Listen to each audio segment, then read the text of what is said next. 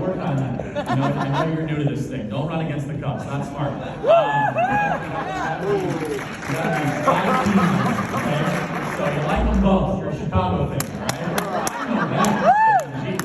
I want to first just say thank you, Gary, and we're getting into that. My parents are here tonight. We deserve the real credit and praise.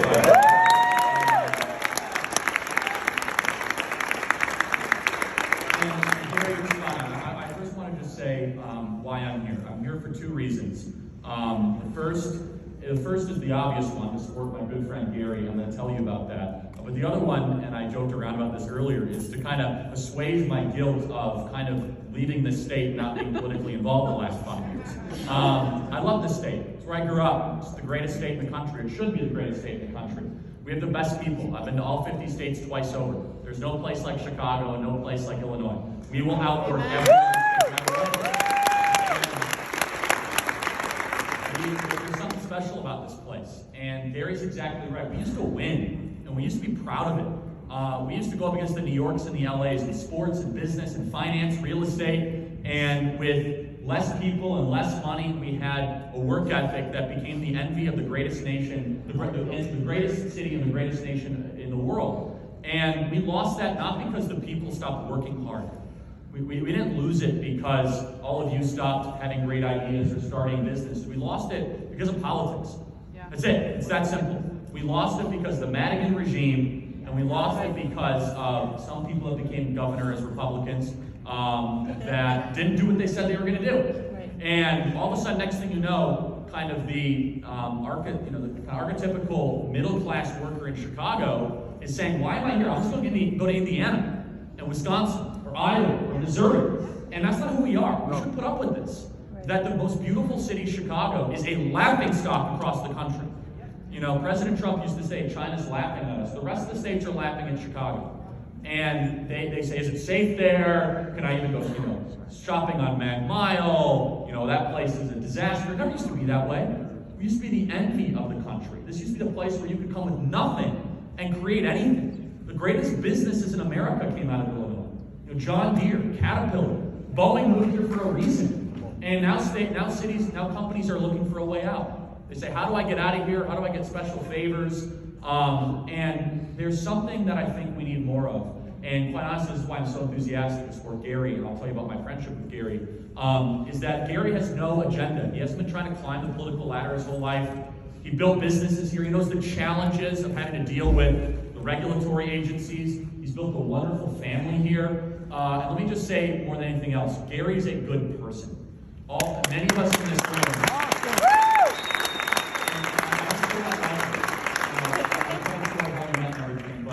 Gary, the way that you so Christ-like and magnanimously were there for your wife the last couple of years is one of the most beautiful things I've seen my entire life.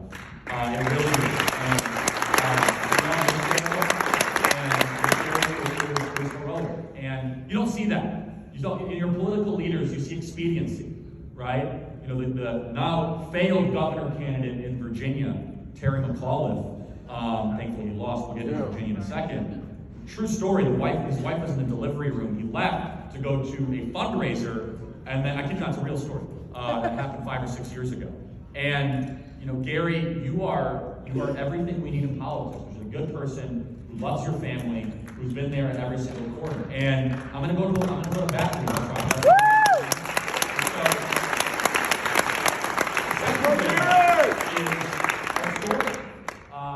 A lot of people can take credit for a lot of things, and guess what? I let them.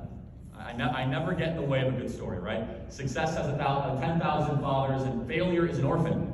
And I never disagree. You're like, yep, you're right. You were there day one. You were also there day one, and you were there day one. Only my parents were there day one, actually, so they're the only ones that can actually take credit for it. But Gary was an influential, successful businessman who was only one of 4 people in Chicago who can really say they believed in Turning Point USA and me from the beginning. So for all the success of Turning Point USA, we have a Turning Point chapter leader here from Lyons Township. Where are you? You're somewhere. So I saw you. Yeah, Leslie. Great job. And Gary, all of the success of Turning Point USA, from our thousands of chapters, from our millions of people we reach every single day, to what I personally do with my radio show and our podcast, through Candace Owens' time with us, through all the stuff we've done, everyone can say, oh yeah, I'm the reason it happened. I don't know if it would have happened without Gary Rabine. I don't. Because when I met Gary Rabine in January of 2013, a couple months getting started, went up to his country club, which is, again, I'm not going to say what it is. It's the hardest country club on the planet to get to, okay? I'm sure you can all agree to that, right, Gary? You gotta get it near a train station or something. Just down the street, Yeah, exactly, yeah. 55 minutes down the street. Love you, Gary. But anyway, it felt like I was going to, Mankato, Minnesota, going there, right? Finally got there. And Gary embraced us and warmly shepherded us and gave us advice and feedback and wrote us checks and introduced me to everyone. You guys know how Gary is, right? When he gets excited about something, he will introduce it to everybody. There was no agenda with Gary except, I like what you're doing, I want to see you succeed. Gary's a mentor. He's been proud of that for years. And so, I'm on the road 330 days a year. The last thing I needed was like another event, but I literally canceled 2 things. I told my team, look, they were trying to rein me back. Like, Charlie, you're traveling too much and all this. Like, you're right. But I told Gary I'd be there, and honestly, he was there for me when I needed him. And that's why I'm here tonight. So, let me say one final thing, and then we'll kind of do a back and forth about Illinois. This state is winnable. I want all of you to know this state is winnable. No more cynicism, no more self-pity, no more of this like, oh, we're in New York, Rhode Island. No, you're not, okay? I'm telling you right now, there's a 10 to 15 point swing that's about to happen in the collar counties. 10 to 15 point swing. You see what's happening in Lake, you see what's happening in Will, you see what's happening in DuPage. They are not happy with the mandates, they're not happy with the closures, they're not happy with the property taxes, they're not happy with J.B. Pritzker, despite the $600 million he's going to spend that he didn't earn to try to, repurchase the governor's seat, right? No, there's something profound happening here, and Virginia is very similar.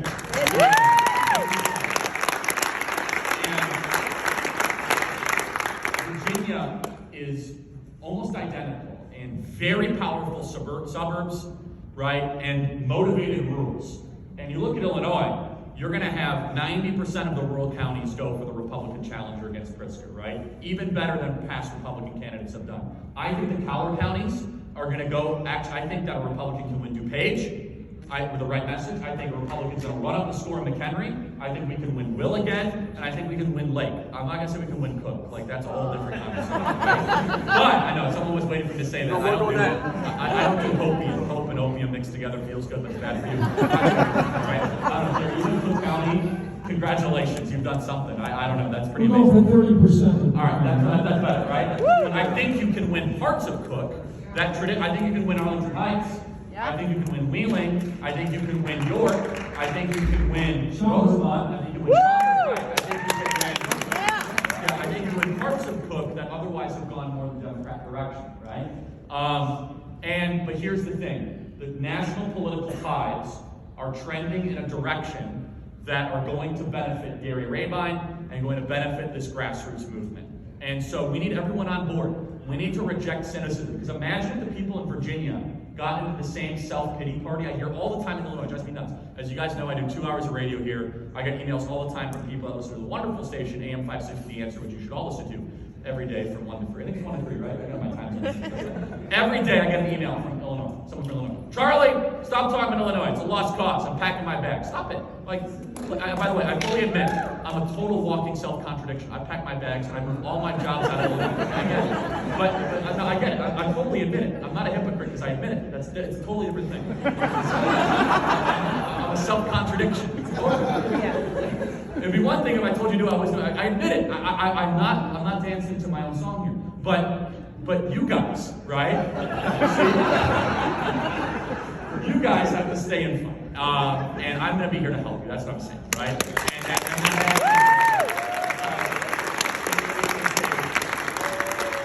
It's a special place with special people with things that anchor us here, right? And I believe Illinois can start to lead the way again. We have the best geographic location, incredible proximity, our airports, our research universities, you name it. This should be a place that needs to be the destination.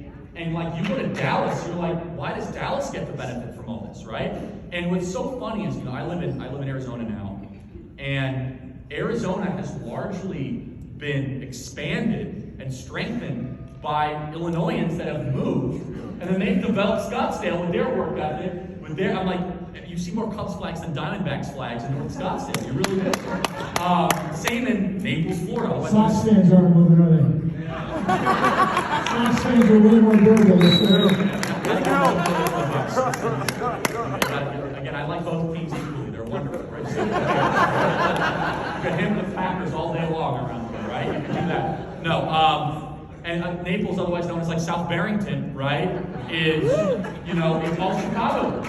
Nashville, it might as well be Peoria at this point, right?